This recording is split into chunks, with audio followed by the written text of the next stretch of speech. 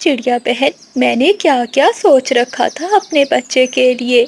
मैंने तो अपने बच्चे के लिए अभी से भोजन जमा करना शुरू कर दिया था, मगर कोई जालिम मेरा अंडा ही चुरा कर ले गया। चुप कर जाओ कबूतरी बहन, मुझसे तुम्हारा दुख देखा नहीं जा रहा। मैं तो रात से सो नहीं पाई। हाँ कबूतरी बहन, मैंने अपने घर में बड़ा डंडा बनाकर रखा हुआ है। जिस दिन वो चोर पकड़ गया उसकी मैं बहुत पिटाई करूंगा। बबली बहन, जो हुआ उसे भूल जाओ और अपने आने वाले कल की चिंता करो, क्योंकि वो चोर अभी भी जंगल में ही है। हम सबको सावधानी बरतनी होगी। मेरा अंडा, मेरा अंडा। बादल जी, जब वो कबूतरी रो रही थी तो मैंने अपनी हंसी बहुत मुश्किल से रोकी हुई थी। हो, बिजली, एक बात तो है, जैसे वो कबूतरी मोटी है वैसे ही उसका अंडा भी मोटा था। देखो ना, एक ही अंडा पीकर हम दोनों का पेट भर गया। अच्छा बादल जी, अब सो जाओ, मुझे बहुत नींद आ रही है। अगली सुबह हो जाती है। बादल जी, आज का क्या प्लान है? बिजली, आज का प्लान ये है कि तुम जंगल में जाओ और देख कर आओ कि किस किस पक्षी के घोंसले में अंडे हैं। बाकी का प्लान हम बाद में बनाएंगे। तुम चिंता नहीं करो, ये तो मैं बहुत अच्छे से कर लूंगी। फिर बिजली कभी जंगल में निकल जाती है और वो जंगल में ऊंची उड़ान भरती है।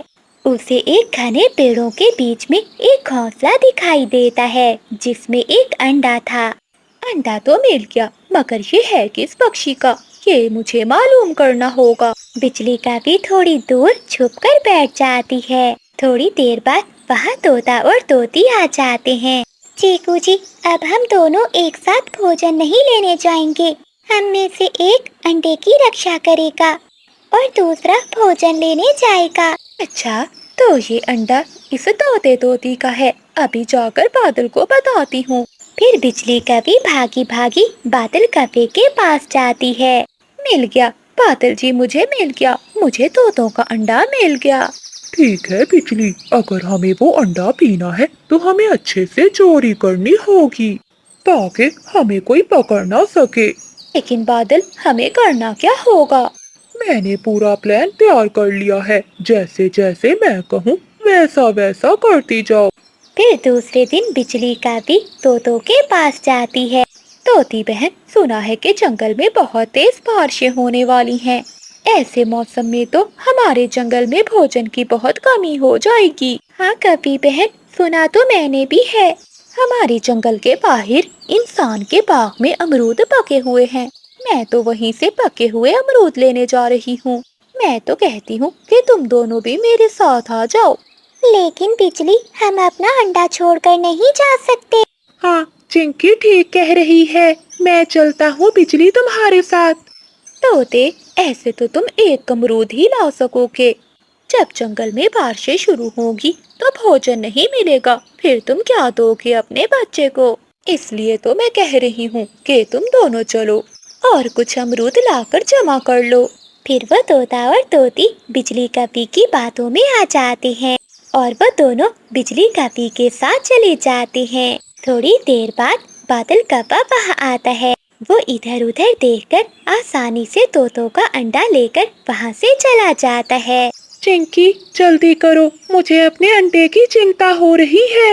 हाँ चीकू जी, चिंता तो मुझे भी हो रही है। मैंने 2 अमरूद तोड़ लिए हैं। आप भी 2 अमरूद तोड़ लें और जल्दी से हम दोनों वापस चलते हैं। क्या हुआ बिजली, तुम अमरूद नहीं खा रही?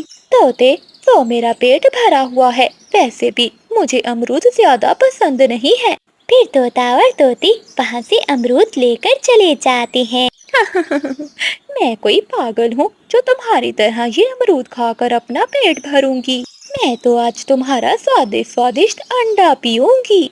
फिर जल्दी से बिजली का बीबी अपने घर की ओर भागती है।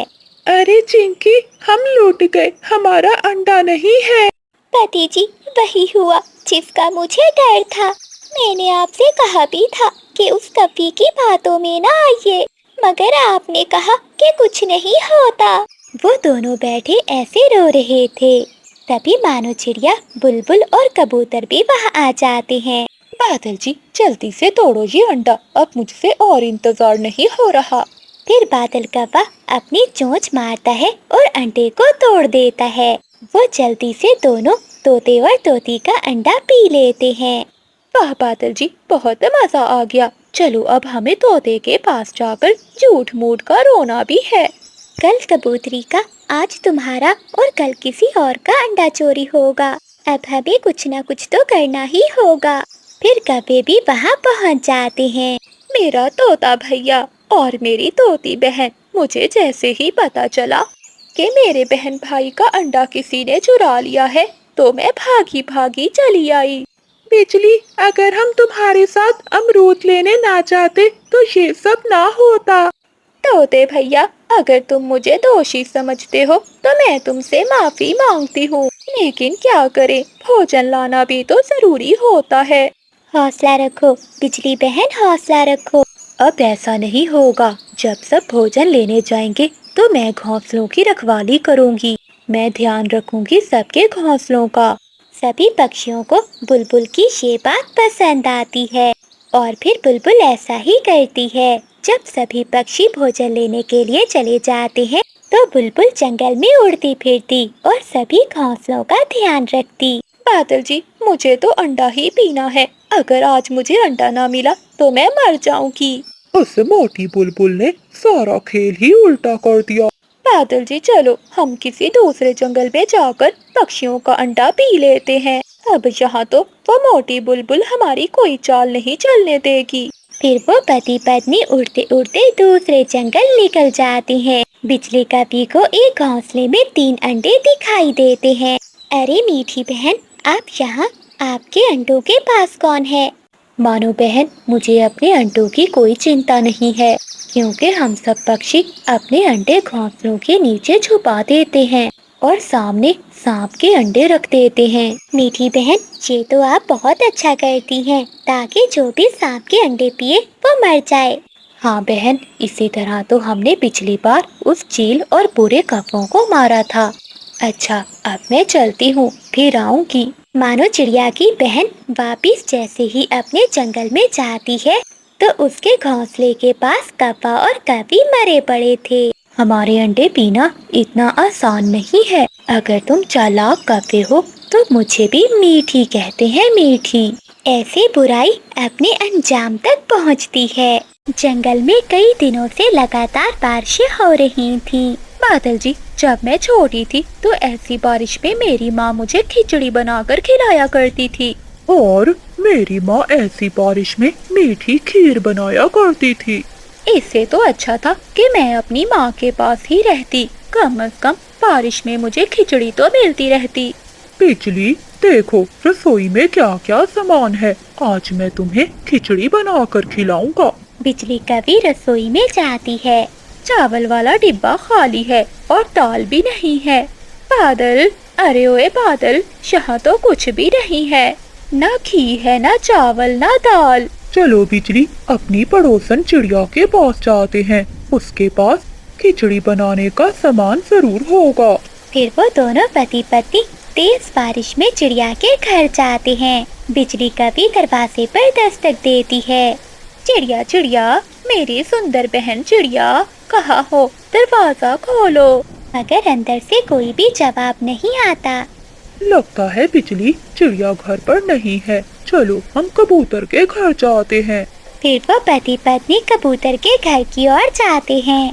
आज तो कौवे खिचड़ी खाने के लिए कई जतन कर रहे थे। कबूतर, क्या तुम घर में हो? मानो चिड़िया दरवाजा खोलती है। चिड़िया, तुम यहाँ हो और हम तुम्हें घर में ढूंढ रहे थे। अरे क्या हुआ बिजली बहन, ऐसी बारिश में सब ठीक तो है ना? मानो बहन, तुम्हारी भाभी का खिचड़ी खाने को मन कर रहा था, इसलिए हम तुम्हारे घर चले गए थे। बादल भैया, मेरे घर की तो छत टपकने लग गई थी, इसलिए मैं कबूतर के घर आ गई। कबूतर भी घर से बाहर आ जाता है। कहाँ है खिचड़ी, कहाँ है? अरे कबूतर, यहाँ कहाँ है? हम तो खुद खिचड़ी ढूंढ रहे हैं। बिजली, चलो हम मैदान की तरफ जाते हैं, वहाँ से हमें चावल और दाल मिल जाएगी और फिर हम सब मिलकर खिचड़ी बनाकर खाएंगे। ऐसे वो सभी वहाँ से उड़ते हैं। वो अभी घने जंगल के पास पहुँचे ही थे कि हवा बहुत तेज हो जाती है और बिजली कभी तेज हवा से एक दिशा में उड़ जाती है। बिजली बिजली नहीं है चिड़िया, मेरी बिजली कहाँ चली गई? हमें बिजली की खोज करनी होगी, लगता है वो तेज हवा से उड़ गई है। फिर वो तीनों दोस्त बिजली कपी की खोज करने लगते हैं। बिजली कपी तो किसी पतंग की तरह उड़ रही थी। बिजली कपी जाकर एक बड़े पेड़ से टकराती है और गिर जाती है। बादल भैया, आप चिंता न करें, जब बारिश रुकेगी तो बिजली कपी घर आ जाएगी। अगर मुझे पहले मालूम होता तो हम कभी खिचड़ी खाने की जिद न करते। हमें जंगल की दूसरी तरफ जाकर देखना होगा, क्योंकि हवा उसी तरफ चल रही है। तभी वहाँ बुलबुल आ जाती है। एक कभी उड़ती हुई उस दिशा में जा रही थी, आप जाकर वहाँ देखें। फिर वो सभी दोस्त बुलबुल की बताई हुई दिशा की ओर चले जाते हैं। बारिश रुकने की बजाय और भी तेज हो गई थी। सो रही मेरी पत्नी पेड़ के नीचे। मैं बच गई बादल। बिजली, तुमने ही तो जिद की थी ऐसी बारिश में खिचड़ी खाने के लिए। जी तो तुम्हारा भी कर रहा था, वरना तुम मेरे कहने पर कभी बाहर ना आते। चलो दोस्तों, अभी हमें चावल और दाल लेने भी जाना है। अभी वो उड़े ही थे कि उनका पुराना दोस्त तोता वहाँ आ जाता है। अरे आप सब यहाँ, वो भी इतनी तेज बारिश में? तोते भैया, हम तो मैदान में से चावल और दाल लेने जा रहे हैं, क्योंकि बिजली और बादल का खिचड़ी खाने को बहुत मन कर रहा है। वो सामने मेरा घर है, जब तक बारिश हो रही है आप सब वहीं रुक जाएं। जब बारिश रुक जाएगी तो फिर सब चले जाना। फिर चीकू तोता उन सबको अपने घर में ले जाता है। अरे तोते भाई, घर में क्या बन रहा है? खुशबू तो बहुत अच्छी आ रही है। पीछे से तोते की पत्नी रसोई से बाहर आती है। मैं अपने पति के दोस्तों के लिए ये खिचड़ी लेकर आई हूँ। क्या आपको खिचड़ी पसंद है? ये सुनकर सब हैरान हो जाते हैं। तोती बहन, ये खिचड़ी खाने के लिए ही तो हम सब बारिश में मारे मारे फिर रहे हैं। फिर तोते की पत्नी सभी पक्षियों को गरम गरम खिचड़ी देती है और सारे पक्षी मजे मजे से वो खिचड़ी खाते हैं। खिड़की में आकर बुलबुल भी बैठ जाती है। दोस्तों, क्या मुझे भी ये गरम गरम खिचड़ी मिलेगी? फिर सभी पक्षी जोर जोर से हंसने लगते हैं और बुलबुल को भी खिचड़ी मिल जाती है। प्यारे दोस्तों, इस कहानी को लाइक, चैनल को सब्सक्राइब और अपने दोस्तों के साथ शेयर करना मत भूलिएगा। आपका धन्यवाद। जंगल के बड़े महल में राजा तोता और उसकी रानी तोती रहा करते थे।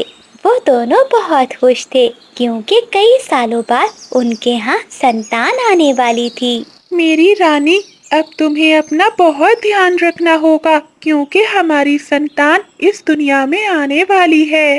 राजा जी, आप चिंता ना करें, मैं अपना ध्यान बहुत अच्छे से रखूंगी। ऐसे ही समय बीतने लगता है। राजा तोते के महल के सामने एक बड़ी हवेली थी, जहाँ एक काली जादूगरनी कवि रहती थी। उस जादूगरनी कवि की हवेली में एक बहुत बड़ा बागीचा था, जिसमें ढेरों सेब के पेड़ लगे हुए थे। एक दिन रानी तोती अपने महल के बाहर टहल रही थी। तभी रानी की नजर जादूगरनी के बागीचे पर जाती है, जहाँ लाल लाल सेबों के पेड़ थे। मेरा तो बहुत मन कर रहा है इन लाल लाल सेबों को खाने का। ऐसा सोचते हुए रानी तोती अपने महल में जाती है। राजा जी, हमारे महल के सामने जो जादूगरनी रहती है, उसके बागीचे में बहुत लाल लाल सेब हैं। उन लाल लाल सेबों को देखकर मुझे इच्छा हो रही है कि मैं भी वो सेब खाऊं। रानी, समझने की कोशिश करो, वो बागीचा जंगल की सबसे ताकतवर जादूगरनी बिजली कवि का है। वहाँ जाना बहुत मुश्किल है। तुम देखो तो, मैंने तुम्हारे लिए कितनी तरह के फल मंगवाए हैं, तुम इन्हें खा लो। राजा तोता रानी को समझाने की बहुत कोशिश करता है, लेकिन रानी तोते की बात नहीं समझती। आप मेरी बात समझ क्यों नहीं रहे? मुझे बस वही सेब खाना है। बस आप मुझे उसी बागीचे से लाल लाल सेब ला कर दो। ऐसा कहते हुए रानी तोती रोने लगती है। अपनी पत्नी को ऐसा रोता हुआ देखकर राजा तोता वहाँ से जाता है। वो सीधा जादूगरनी कपी के पास जाता है। जादूगरनी जी, मेरी पत्नी गर्भवती है। उसका सेब खाने को बहुत मन कर रहा है। कृपया करो और हमें कुछ सेब दे दो। ये मेरा बगीचा है और ये सब पेड़ भी मेरे हैं। मैं इन पेड़ों के फल किसी को भी नहीं दूंगी। चलो भागो यहाँ से। ऐसा कहते हुए जादूगरनी राजा तोते को अपने बागीचे से निकाल देती है। इस जादूगरनी ने तो मुझे सेब देने से मना कर दिया है, लेकिन मैं अपनी रानी को भी उदास नहीं देख सकता। मुझे कुछ न कुछ तो करना ही होगा। रात हो जाती है। आधी रात को जब जादूगरनी सो जाती है तो राजा तोता चुपके से जादूगरनी के बागीचे में जाता है और ढेर सारे सेब चुराकर वहाँ से भाग जाता है। वो सेब लेकर अपनी पत्नी रानी के पास आता है। ये देखो मेरी रानी, मैं तुम्हारे लिए जादूगरनी के बागीचे से सेब लाया हूँ। राजा जी, आप कितने अच्छे हो, मेरा कितना ख्याल रखते हो। फिर रानी तोती खुशी खुशी वो सेब खा लेती है, लेकिन इतने सेब खाने से उसका पेट नहीं भरता। वो फिर से अपने राजा को सेब लाने के लिए कहती है। अपनी पत्नी के कहने पर राजा तोता फिर से जादूगरनी के बागीचे में जाता है, लेकिन इस बार जादूगरनी राजा तोते को देख लेती है। तुम्हारी हिम्मत कैसे हुई मेरे बागीचे से सेब तोड़ने की? मुझे माफ कर दो जादूगरनी जी, जो मैंने किया वो अपनी पत्नी के लिए किया। लेकिन अब तुम्हें इसकी सजा जरूर मिलेगी।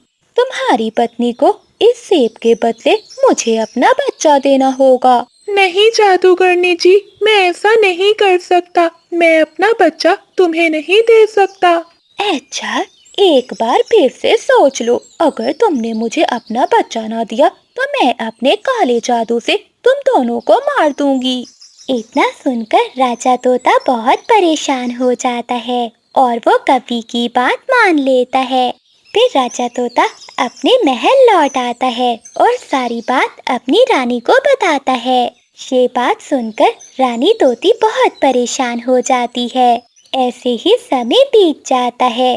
कुछ दिनों बाद रानी तोती एक प्यारे से बच्चे को जन्म देती है। रानी, आज मैं बहुत खुश भी हूँ और उदास भी। अगर जादूगरनी को हमारे बच्चे का पता चल गया तो वो इसे ले जाएगी।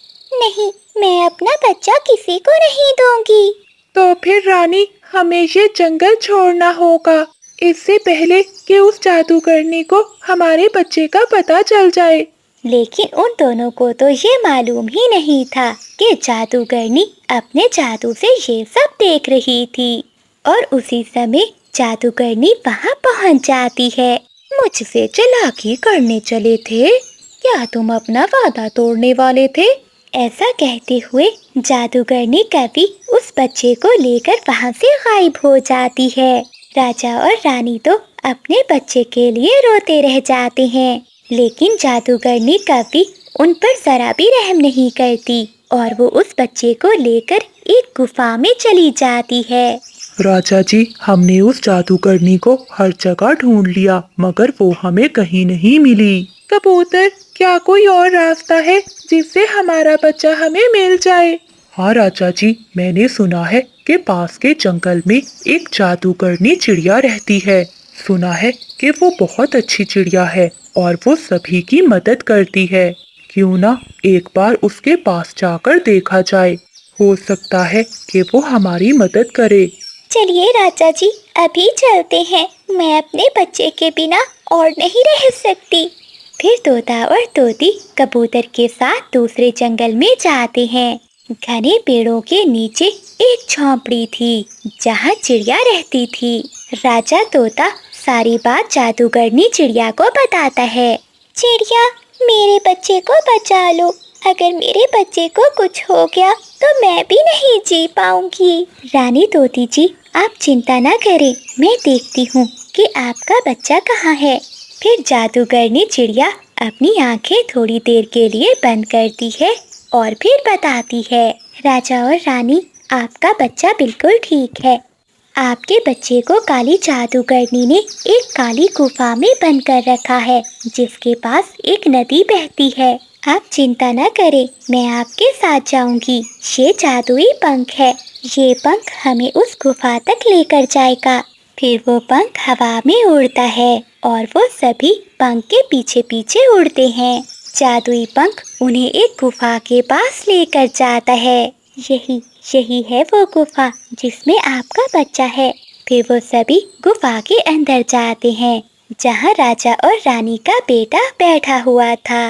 रानी जल्दी से अपने बच्चे को गले से लगा लेती है।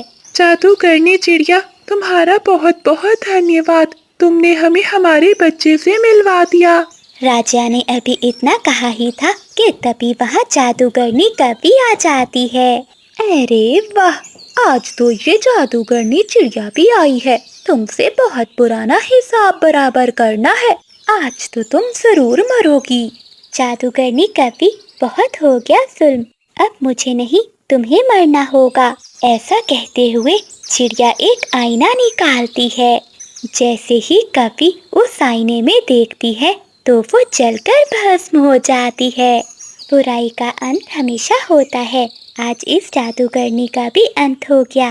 फिर राजा और रानी चिड़िया का धन्यवाद करते हैं और वो सब अपने महल में लौट जाते हैं। मम्मा, हमारे घोंसले में दूसरे पक्षियों की तरह भोजन क्यों नहीं है? पता है मम्मा, जब पड़ोस की बिजली आंटी के घर से भोजन की खुशबू आती है तो मेरा दिल बहुत ललचाता है।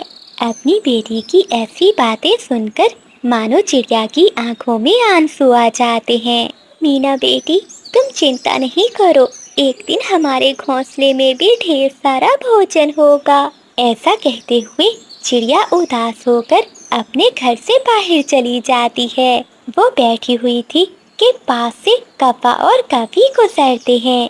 वो दोनों चिड़िया को देखकर हंसते हैं और बोलते हैं, बादल जी, ये चिड़िया बहुत मनहूस है। कितनी बार कहा है कि इसे हमारे जंगल से निकलवा दो। हाँ हाँ, मैं चील महारानी को कहकर इसे अपने जंगल से निकलवा दूंगा, वरना इसकी परछाई हमारे पूरे जंगल को बर्बाद कर देगी। ऐसा कहते हुए वो पति पत्नी वहाँ से उड़ जाते हैं। मानो चिड़िया अकेली ही अपनी बेटी के साथ रहती थी। जंगल का कोई पक्षी भी चिड़िया के पास नहीं आता था। वो बहुत उदास थी। वो उड़ती है और घने जंगल की ओर चली जाती है। एक पेड़ के नीचे बैठकर चिड़िया रोने लगती है। चंदू जी, अगर आज आप हमारे साथ होते तो हमारे साथ ऐसा ना होता। मैं बहुत लाचार हूँ, अपनी बेटी का कैसे पालन पोषण करूँगी। मानो चिड़िया ऐसे बैठी फूट फूट कर रो रही थी। तभी चिड़िया को एक आवाज सुनाई दी। बचाओ, कोई है, मेरी मदद करो। मानो चिड़िया आवाज सुनकर थोड़ा आगे बढ़ती है।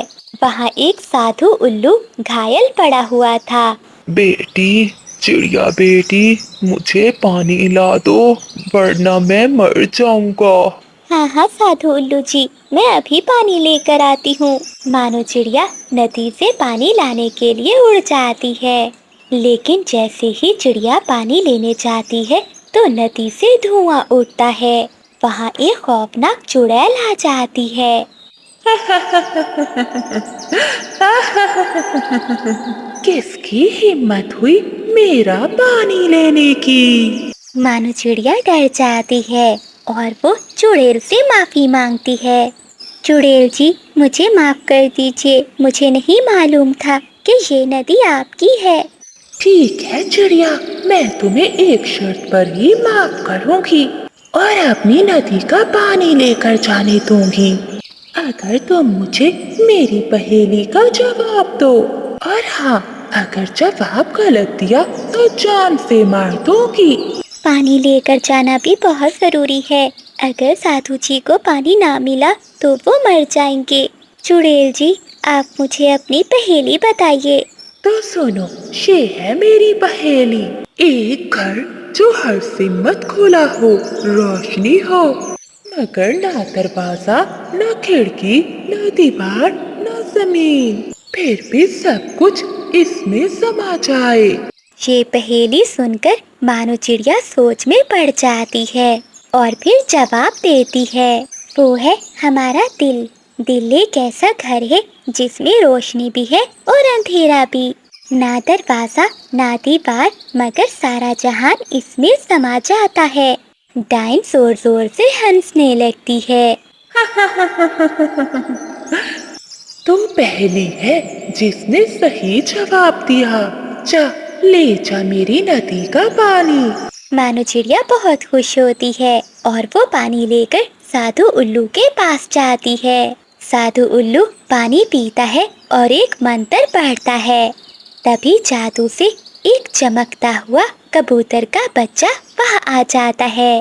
बेटी, इस बच्चे को अपने बेटे की तरह पालना, ये तुम्हारी किस्मत बदल देगा। मानो चिड़िया उस कबूतर के छोटे बच्चे को अपने साथ घर ले जाती है। मीना बेटी, इसका नाम बबलू है। आज से ये आपका छोटा भाई है, आप इसका ध्यान रखना। मीना भी बबलू को देखकर बहुत खुश होती है और वो उससे खेलने लगती है। ऐसे ही कुछ दिन गुजर जाते हैं। एक दिन जालिम चील वहाँ आता है और चिड़िया से कहता है, ये बच्चा मुझे दे दो, मैं तुम्हें सोना दूंगा। लेकिन चिड़िया चील को इनकार कर देती है। चिड़िया के मना करने पर चील को बहुत गुस्सा आता है और वो वहाँ से चला जाता है। ऐसे ही कई पक्षी उस छोटे कबूतर को खरीदने के लिए आते हैं, लेकिन चिड़िया किसी को भी वो बच्चा नहीं देती। ऐसे ही समय बीत जाता है। अब बबलू तो चिड़िया के परिवार का हिस्सा बन गया था। महारानी चील की बेटी बहुत बीमार हो गई थी। वो अपने बिस्तर पर बेहोश पड़ी थी। तोते वैद्य जी, बताओ अब मैं क्या करूं? मैं अपनी बेटी को कैसे ठीक करूं? महारानी चील, इसका बस एक ही इलाज है, एक कबूतर के बच्चे और गरीब चिड़िया के सच्चे आंसू से बना हुआ फूल। क्या उससे मेरी बेटी ठीक हो जाएगी? हाँ चील महारानी, बस यही आखिरी उपाय है। अगर ऐसा ना हुआ तो मुझे दुख से कहना पड़ रहा है कि शहजादी चील नहीं बच पाएगी। नहीं, मैं ऐसा कभी नहीं होने दूंगी।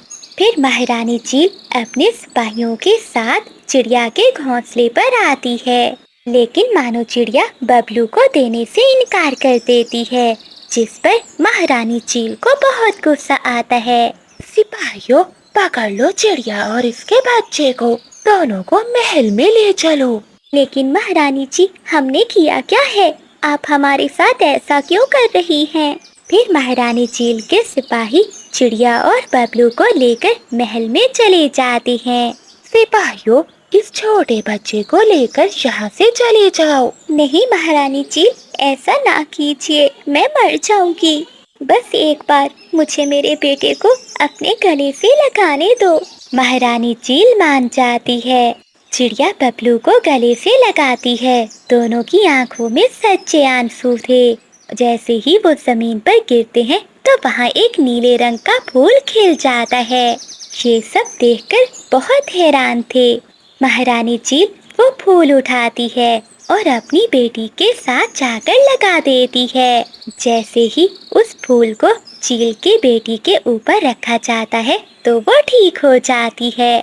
महारानी चील बहुत शर्मिंदा होती है और चिड़िया से कहती है, चिड़िया, मैं बहुत शर्मिंदा हूँ। मुझे नहीं समझ आ रहा कि मैं तुमसे कैसे माफी मांगूं। अपनी बेटी को मरता हुआ नहीं देख सकती थी, इसलिए मुझे ये सब करना पड़ा। चिड़िया, मैं तुम्हें इनाम देना चाहती हूँ। चिड़िया, आज से मेरे सागर वाले जंगल की महारानी तुम बनोगी। तुम अपने बच्चों के साथ सागर वाले महल के जंगल में रानी बनकर रहोगी। यूं एक गरीब मगर मेहनती सच्ची चिड़िया ने अपनी किस्मत बदल ली। मानो चिड़िया अपनी बेटी और बबलू को लेकर सागर वाले जंगल के महल में चली जाती है। वो वहाँ रानी बनकर रहने लगती है। उन दिनों जंगल में बहुत तेज बारिशें हो रही थी। मानो चिड़िया अपने बच्चों को पालने के लिए जंगल में भुने हुए भुट्टे बेचा करती थी। वो अपने खेत से मकई के भुट्टे तोड़ कर लाती और उन्हें भूनकर जंगल में बेचने जाती। मम्मा, मैं भी आज आपके साथ जाऊंगी भुट्टे बेचने। नहीं मीना बेटी, बाहर बहुत तेज बारिश हो रही है, आपको ठंड लग जाएगी। मम्मा, आप भी तो बारिश में जाएंगी, आपको भी तो ठंड लगेगी। नहीं मीना बेटी, मम्मा को ठंड नहीं लगती। ऐसे मम्मा चिड़िया अपने घर से निकलती है।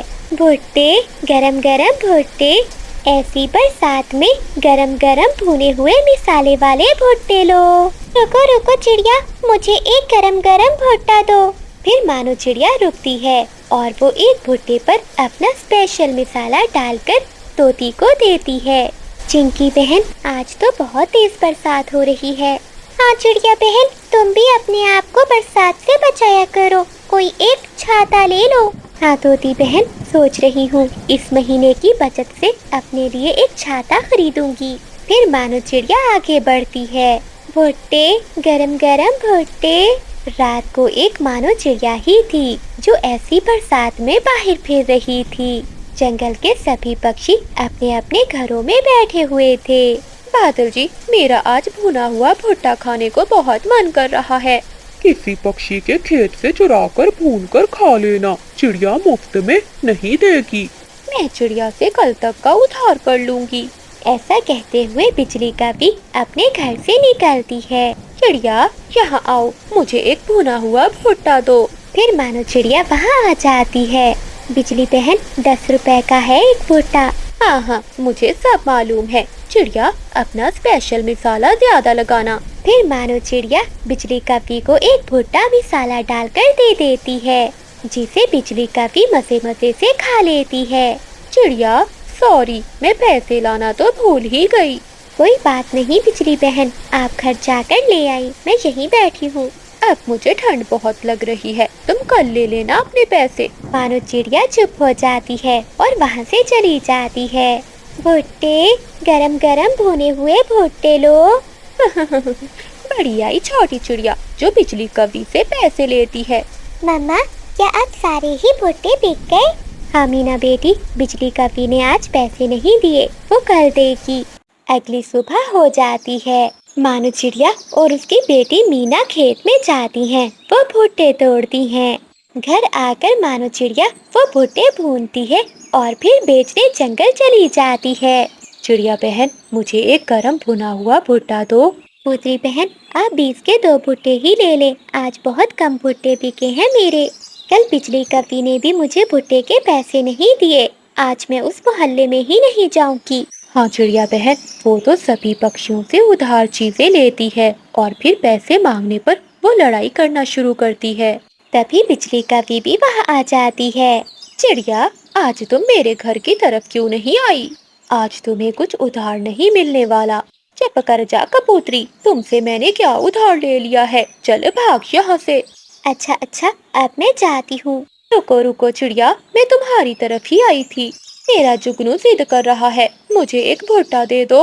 अच्छा, पहले मेरे कल वाले पैसे दो, फिर ही मैं तुम्हें और भुट्टा दूंगी। अरे क्या मैं भाग रही हूँ ये जंगल छोड़कर? दे दूंगी तुम्हारे पैसे। पहले मेरे पैसे लाओ, फिर ही मैं तुम्हें भुट्टा दूंगी। ऐसा कहते हुए मानो चिड़िया वहाँ से चली जाती है। बड़ी तेज हो गई है ये चिड़िया, 4 पैसे क्या आ गए, बातें ही सुनाने लग गई है। मानो चिड़िया अपने घर लौट रही थी कि उसे खेत के पास उल्लू बैठा दिखाई देता है। चिड़िया वहाँ जाती है। अरे आप कौन है? आपको इस जंगल में पहले तो नहीं देखा। मैं एक व्यापारी उल्लू हूँ। ये खेत किसका है? मुझे इस खेत के भुट्टे बहुत पसंद आए हैं। मैं ये खेत खरीदना चाहता हूँ और दाम भी बहुत अच्छे मिलेंगे। उल्लू भैया, ये खेत तो मेरा है। क्या चिड़िया, तुम मुझे ये खेत बेच दोगी? मानो चिड़िया कुछ देर सोचती है। मुझे ये खेत बेच ही देना चाहिए क्योंकि सौदा बहुत अच्छा हो रहा है। वैसे भी कब तक मैं जंगल में ऐसे भुट्टे बेचती रहूंगी। जो पैसे मुझे मिलेंगे मैं उनसे अपना एक नया ढाबा शुरू करूंगी। फिर मानो चिड़िया मान जाती है और वो अपना खेत उल्लू को बेच देती है। बादल जी सुनो, आज चिड़िया ने मुझे उधार भुट्टा नहीं दिया। उस छोटी चिड़िया की इतनी हिम्मत! हाँ बादल जी, उस कबूतरी और चिड़िया ने मुझे बातें भी सुनाई हैं। थोड़ी देर रुक जाओ बिजली। आज रात जब चिड़िया सोएगी तो हम उसके खेत से सारे भुट्टे चुरा लाएंगे। फिर हमारे घर में होंगे ढेर सारे भुट्टे, जितना जी चाहे उतना खाती रहना। ये सुनकर बिजली का भी बहुत खुश हो जाती है। आधी रात हो जाती है। बादल और बिजली आधी रात को अपने घर से निकलते हैं। वो खेत में जाते हैं। चलो बिजली, अब भुट्टे तोड़ना शुरू करो, इससे पहले कि कोई आ जाए यहाँ। फिर वो दोनों पति पत्नी भुट्टे तोड़ने लगते हैं। लेकिन चिड़िया ने तो वो खेत बेच दिया था। उस खेत की निगरानी अब उल्लू कर रहे थे। भाई देखो, हमारे खेत में कोई चोर घुस आया है। चलो चलकर देखते हैं। फिर वो दोनों भाई उल्लू खेत में जाते हैं और उन दोनों कपों को पकड़ लेते हैं। अरे कौन कौन हो तुम? तुम्हें हम बताते हैं कि हम कौन हैं। फिर वो दोनों उल्लू भाई मिलकर उन कपों की खूब पिटाई करते हैं। ये खेत हमारा है, हमने चिड़िया से खरीदा है। अगर अब हमें दोबारा यहाँ नजर आए तो हम तुम दोनों को जान से ही मार देंगे। ऐसे वो कपे रोते हुए वहाँ से चले जाते हैं। क्या बात है बादल जी, आज बड़े खुश लग रहे हो। अब जल्दी से अंदर आ जाओ, बाहर बारिश हो रही है। बिजली, मुझे तो अब ये बारिश भी बहुत अच्छी लगती है। जरा देखो तो बाकी पक्षियों के घर पेड़ों पर कैसे घास फूस के बने हुए हैं। मेरे जैसा मजबूत घर है भला किसी का? नहीं है नहीं है, और ये बात मैं तुम्हें कल से 100 दफा बता चुकी हूँ। बादल कपे ने अभी अभी बहुत बड़ा, सुंदर और मजबूत घर बनवाया था। दूसरी ओर जंगल के सभी पक्षी चिड़िया के घर में बैठे उसी की बातें कर रहे थे। चिड़िया बहन, मेरा तो मन कर रहा है कि मैं कफे का घर एक बार अंदर से देख आऊं। बाहर से तो बहुत बड़ा और सुंदर है। सच कहा कबूतर भैया, लेकिन मुझे नहीं लगता कि बादल कौवा हम सबको अपने घर में जाने देगा। क्यों भला चिड़िया? क्योंकि बबली बहन जब से कपों का नया घर बना है, वो तो हम में से किसी पक्षी के साथ अच्छे से बात नहीं करते। वो सब बैठे हुए थे कि तभी तोता और तोती भी आ जाते हैं। क्या हुआ चिड़िया बहन, क्या बातें चल रही थी? कुछ नहीं तोते भैया, हम सब तो कपों की बातें कर रहे थे। उन्होंने अपना घर बहुत सुंदर बना लिया है। अरे दोस्तों, छोड़ो उन कपों के घर को। पता है, मैं और चीकू जी आ रहे थे कि हमें मौसम के पक्षी ने बताया कि अभी जो बारिश हो रही है ये तो कुछ नहीं, आने वाले 2-3 दिनों में बहुत तेज बारिश होगी। इसलिए हम सब पक्षी अपने अपने घोंसलों को पक्का कर लें। चिड़िया, मेरा घर तो बहुत कमजोर है, लेकिन मेरा मुरम्मत करने को जरा भी मन नहीं कर रहा। कबूतर भैया, घर तो मेरा भी कमजोर है, लेकिन घर की मुरम्मत तो करनी ही होगी। बारिश रुकने पर सभी पक्षी अपने अपने घरों को लौट जाते हैं।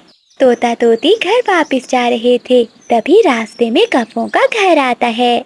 चीकू जी, मैं क्या कहती हूँ कि मौसम की चेतावनी हम इन कपों को भी दे देते हैं। भला इन कपों को चेतावनी की क्या जरूरत, इनका घर तो वैसे ही बच जाएगा। नहीं नहीं, हमें बता देना चाहिए, इसी बहाने हम उसका घर भी देख लेंगे। हाँ, ये बात तो तुमने ठीक कही है। फिर चीकू तोता दरवाजे पर दस्तक देता है। अरे कौन है बाहर? बड़ा घर देखा नहीं क्या चले आए? बिजली का भी गुस्से में दरवाजा खोलती है। बिजली, हम मुंह उठाकर नहीं आए, बल्कि तुम्हारे भले के लिए आए हैं।